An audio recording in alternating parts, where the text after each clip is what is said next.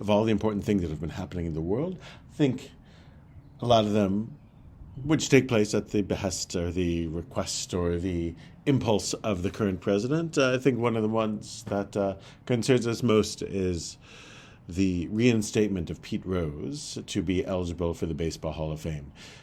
Pete Rose was ineligible because of his gambling addiction and gambling on his own team, and Mr. Trump lobbied to have him reinstated by Major League Baseball so that he becomes eligible for election in the Hall of Fame, and finally that has happened. So he's eligible now. So does Pete Rose deserve to be in the Hall of Fame? This is an important question. He's the all-time hits leader. He is the all-time leader in games played and at-bats and a number of things like this. Statistically, clearly he deserves it, and he's guilty of betting on baseball. Did he do tshuva for this? Did he repent of it?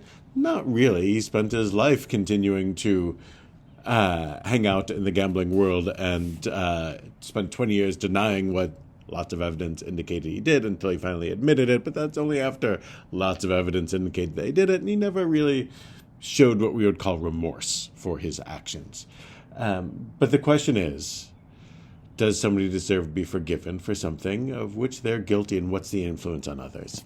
I have to say, I have long thought that it's better to keep him out. His actions are corrupting of the game. And it is thinking about this week's Parsha.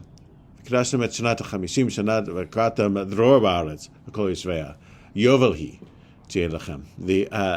when God tells the Israelites you should make holy the 50th year, and in that year you will declare a release, you will declare liberty throughout the land for everyone who lives there. It's a jubilee. This, of course, is famously in 1751. And inscribed on a bell in Philadelphia that becomes known as the Liberty Bell. And it's about forgiving sins. If you have a debt, it's forgiven. If you're enslaved, you go free. If you've done something wrong, you're released from your punishment. That's what the Torah means by this.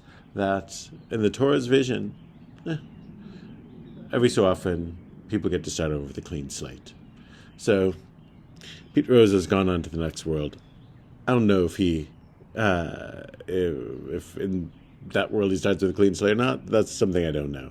But for us, I think we can take this line from the Torah and think about it in a way that certainly after somebody has died, do we still need to punish them? Is a lesson still there to be learned? The lesson can still be taught, and we can still forgive. The Torah seems to think that we can forgive and still have a society that is effectively warned against negative behavior. I think the Torah might cast its vote for Pete Rose being in the Hall of Fame, and you know what? If I had a vote, which I don't, I think I might as well. Shabbat Shalom.